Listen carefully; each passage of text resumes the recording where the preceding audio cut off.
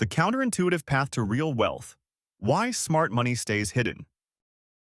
My ultimate goal is to appear completely broke while having substantial wealth in the bank. And it turns out this strategy is actually one of the most effective ways to build genuine financial security.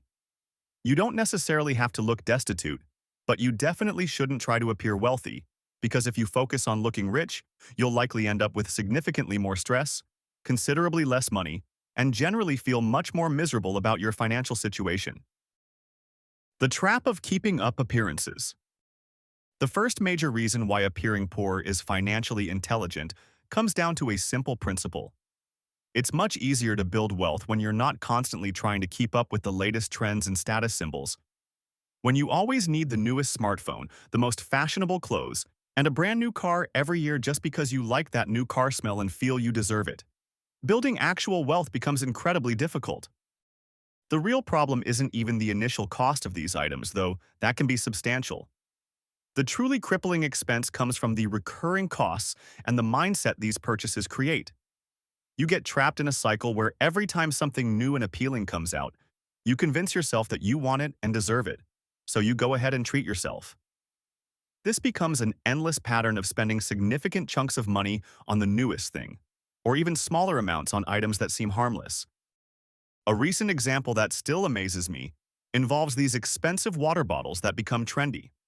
They cost $50 or $60, everyone gets excited about them and rushes to buy them, but they're essentially identical to a $10 water bottle. Then a couple of years later, a different brand becomes popular and people fall for exactly the same marketing trick over and over again. It doesn't make logical sense. In fact, when something becomes popular, that's generally a signal that I don't want to get involved with it, because most popular trends are financially destructive. According to surveys, 78% of Americans are living paycheck to paycheck, so whatever the majority is doing financially, I definitely want to avoid. Almost everything that's popular when it comes to money management is wrong. The power of contentment over consumption. One of the biggest factors that allowed me to actually build some wealth was embracing the concept of contentment with what I already owned. This mindset shift also led me into minimalism, when I realized I was falling into the trap of constantly wanting to buy stuff just to feel good for a few minutes and get that brief dopamine rush. When I got serious about minimalism, I ended up decluttering and getting rid of things, donating them, or selling them. If you look around your house right now, you probably have everything you need to be happy and thrive. Most of the time, we aren't grateful for the things we already have, so a great practice is to really appreciate everything you currently own. You have a roof over your head, shoes on your feet, and as long as you're not starving and you have the basic necessities that even the poorest people in America possess, you're actually wealthier than most people throughout all of human history. Being content with that reality will save you hundreds of thousands of dollars over your lifetime, or at least tens of thousands. You don't need more stuff to be happier. This realization is liberating because it frees you from the constant pressure to acquire new things and allows you to focus your financial resources on building actual wealth rather than accumulating possessions that lose value over time. Freedom from others' opinions. Another crucial reason why appearing poor is important relates to not having to impress other people. I think many of us want to look wealthy to feel important, to feel like we've made it, and to justify our existence in the world. The thinking goes something like, look, I'm not a failure because I have this brand new car. Would a failure have this brand new car? No, so clearly I've succeeded. Maybe this thinking is subconscious, maybe it's not. But I know it took me years to become comfortable driving an older Honda CR-V for years and years while I was starting my wealth-building journey. I wanted to look a certain way so that people would be impressed, even though nobody actually cares about what you drive as much as you think they do. Instead, I was able to shift my mindset from wanting to have possessions that showed I was successful to wanting to have financial freedom, and making that the gauge of my own mental assessment of whether I'd made it or not. Whatever anybody else thinks doesn't matter too much because I know I have financial freedom. I know I'll never have to miss important family events because of work obligations. I won't have to go to a job I dislike ever again in my life. I won't have to stress about paying bills, and that for me represents success, even if everybody else doesn't know about it. I have friends who are around 30 years old, and when they get a $5,000 bonus, If they're living to impress others, they put that money toward a new car or buy an expensive vacation and post the whole thing on social media. But that same $5,000, if invested in the stock market with an average return of 10% until retirement age, would become $140,000. When you think about it that way, the price of that vacation or that slightly newer car is actually life-changing money. Was that really the best use of those funds? The investment in yourself exception. This doesn't mean you should never invest in yourself, because I think that despite the stock market analogy I just mentioned, investing in yourself provides by far the best return on investment you can ever make. If you learn one skill that helps you get a better paying job, that's an incredible return on investment. Recently, I've been diving deep into productivity and trying to find different tools and techniques to make things more efficient. I've been taking classes and actually processing how to set up my calendar and organize my workflow, and it's made a real difference. I've been taking various classes like this for years. The key is distinguishing between spending money on things that will genuinely improve your earning capacity or quality of life versus spending money on things that just make you feel good temporarily or help you maintain appearances. Education, skills development, and tools that increase your productivity are investments. Designer clothes and expensive cars are expenses. The joy found in simplicity. Another reason to embrace looking poor is that you can find genuine joy in simplicity. I've discovered that the simpler I make my life, the more directly it correlates with my happiness level. The more I have going on, the more stuff I accumulate, the less happy I am because I'm constantly stressed about managing it all. You can probably relate to this feeling, but the more stuff I get out of my house, generally the more I enjoy being in my house. A cluttered room creates a stressful environment. Having so many clothes that I can't find the ones I actually enjoy wearing isn't helpful. I just want to have a few things that serve their purpose really well and not much else, to leave space for the things that are actually important to me. I'm totally comfortable with and almost proud of the fact that I never bought new furniture until I was 28 years old. That was the first time I'd ever purchased a new piece of furniture. Everything else had been used, free, or hand-me-downs. There are a few select things that I will pay money for when I know the cost per use is going to be really low. For example, if I get a new shirt that I'm going to wear every day for years, and I only have a limited number of shirts, that's going to be much more economical than constantly cycling through new clothing to try to stay fashionable. The same principle applies to phones, where I never upgrade until the phone literally stops working, as opposed to other people I know who upgrade every single year and never have money. They're part of that 78% living paycheck to paycheck. The goal of your possessions isn't to impress anybody. It's to do the job they're supposed to do effectively and efficiently. The hidden costs of lifestyle inflation. For some reason, many people don't see their possessions this way, and it's actually more expensive than they realize. Some of the big financial decisions that will cost hundreds of thousands of dollars over a lifetime can be determined by whether you're living for other people or for yourself. Most people want to have a bigger house or apartment, and no matter what size they currently have, they want something larger.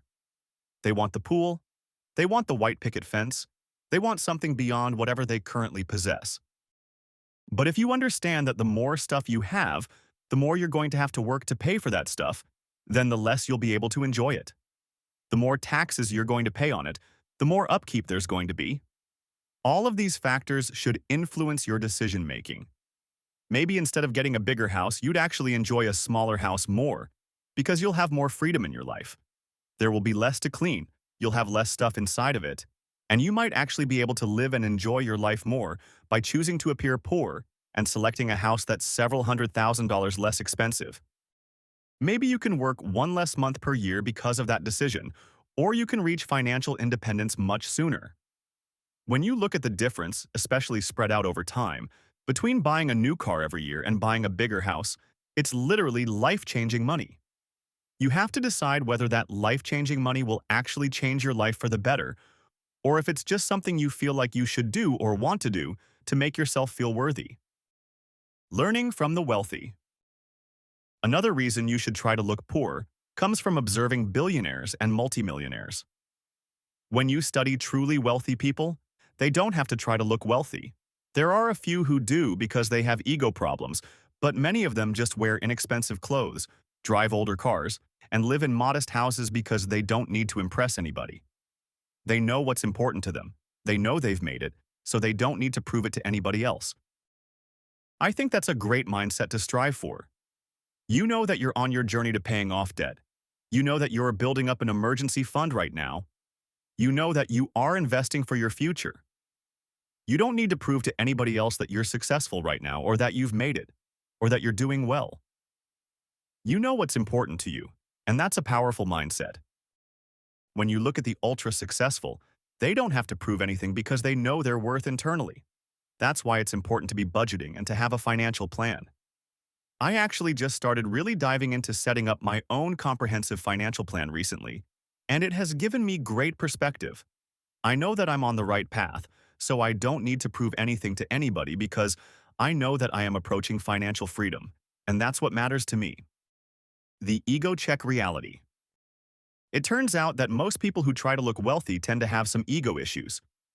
When you're okay with looking poor, then you also have to be okay with yourself authentically. You're not trying to hide behind anything, you're just out there being genuine and raw, and that can be rough to deal with.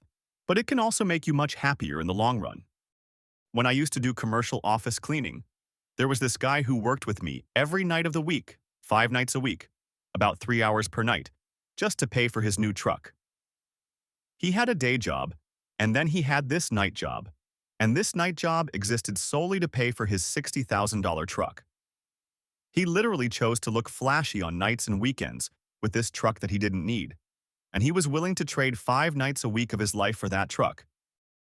He's literally trading his life away for a vehicle that serves the same transportation function as a much less expensive option. That's what most of us do in various ways. If you lowered your expenses significantly and you didn't care what anybody else thought of you, if you were okay with looking poor and actively chose to do it, you could probably work 1 day less per week. You could probably take 1 more week off per year. You could literally trade the unnecessary possessions we accumulate for your time and freedom. Who wouldn't want to make that trade? It just comes down to not having an ego about your appearance and possessions. The practical implementation. This doesn't mean that you have to actively look poor, be grungy, or appear unkempt. It's really about finding your priorities and achieving a balance that works for you. It's about living a life by design rather than by default. Not living according to what advertisers want you to do.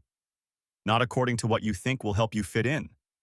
Not according to current trends, but according to what's actually important to you in your life.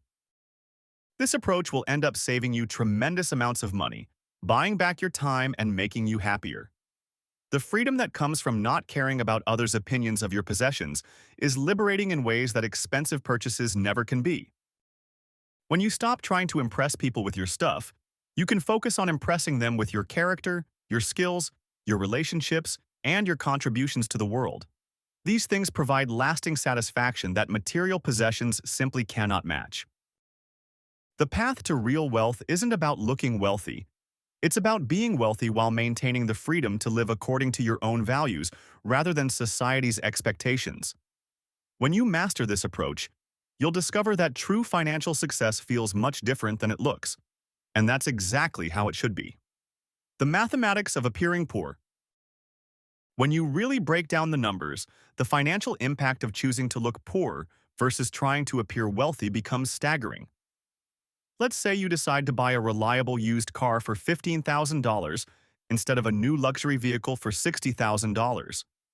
That $45,000 difference, invested at a modest 7% annual return, becomes over $300,000 by the time you retire. But it goes deeper than just the purchase price. The luxury car requires premium insurance, higher registration fees, more expensive maintenance, and premium fuel. These ongoing costs can easily add up to several $1,000s per year.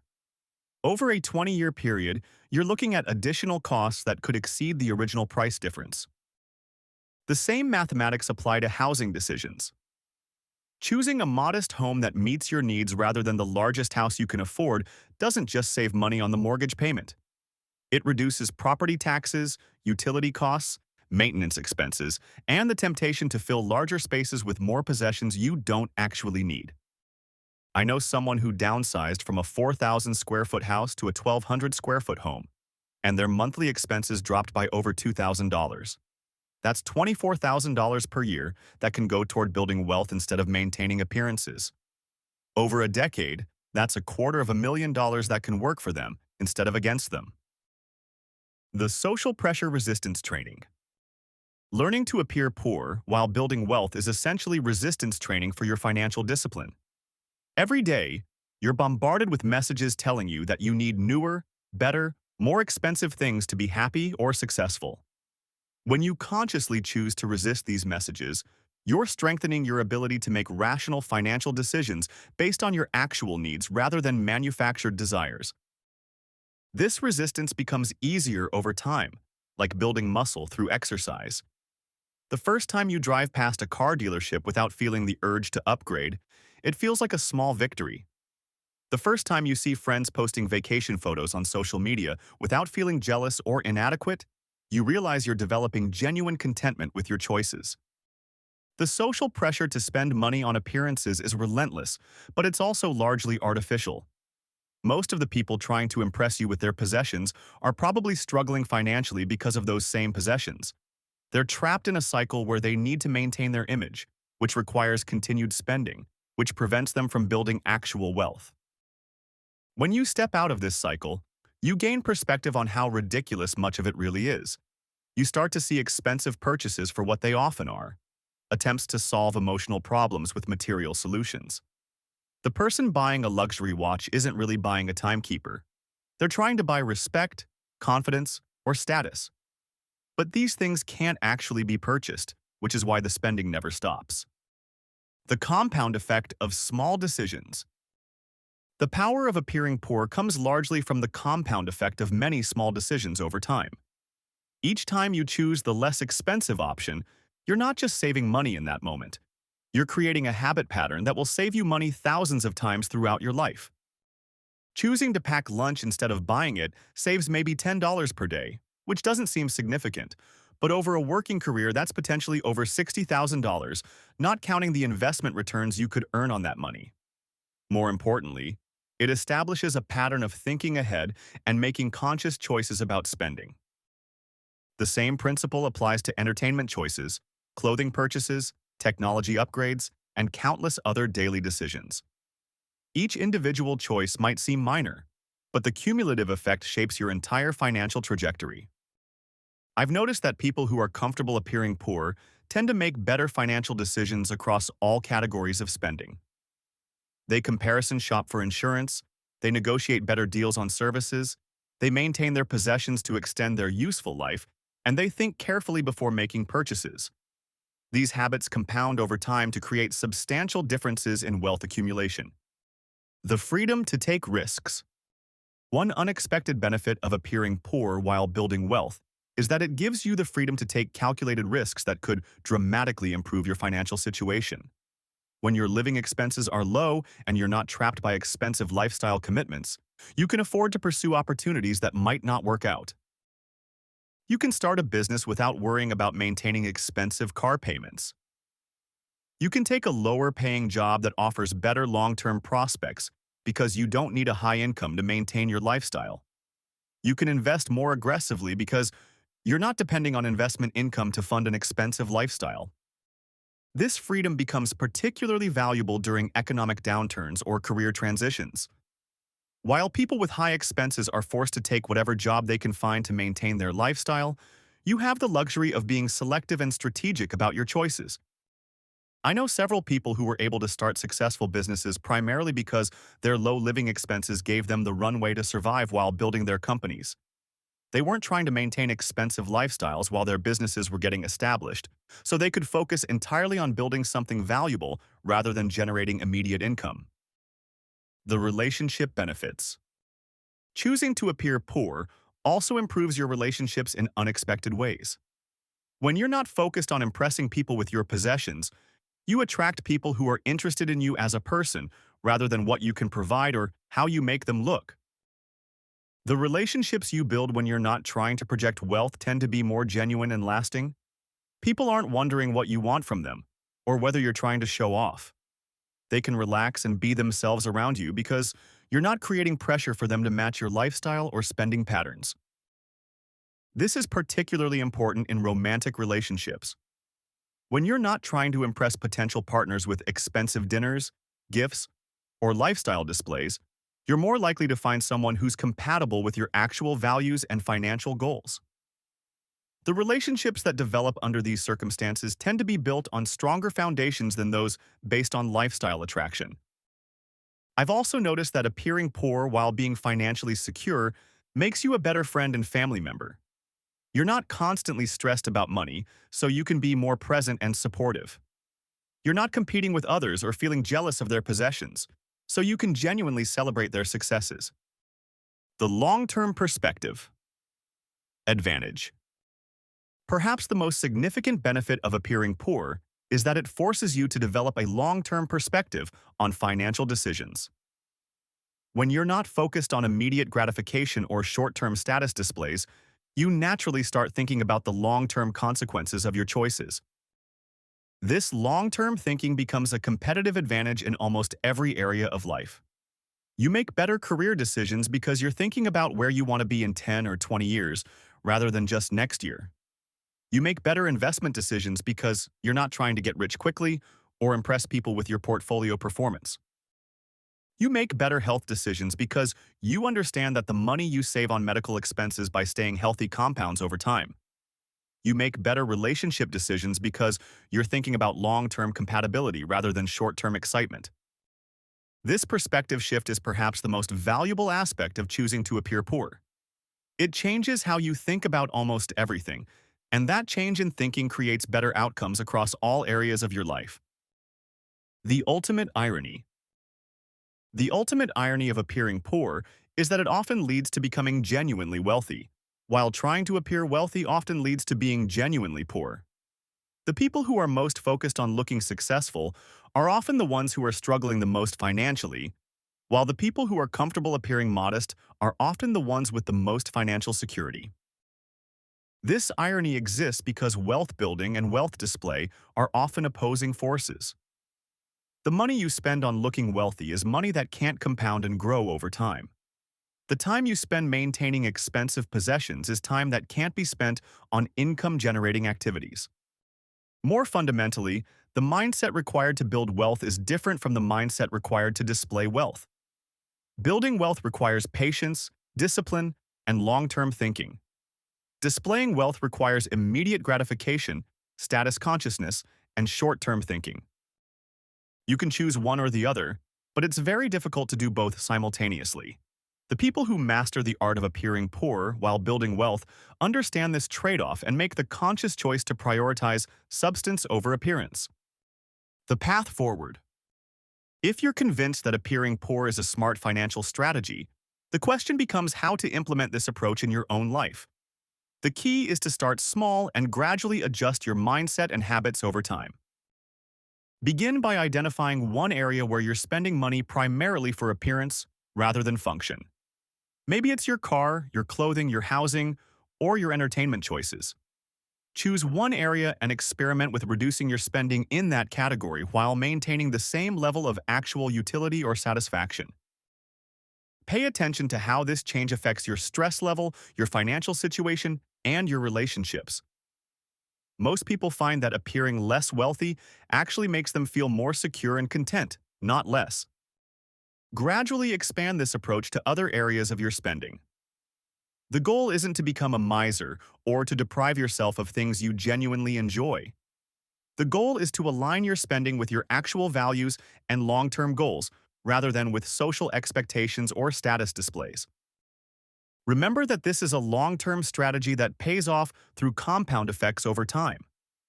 The benefits might not be immediately obvious, but they become more apparent as months and years pass. The freedom, security, and genuine wealth that result from this approach are worth far more than any temporary satisfaction you might get from impressive possessions. The choice to appear poor while building wealth is ultimately a choice to prioritize your future self over your current image. It's a choice to value substance over appearance, security over status, and freedom over possessions.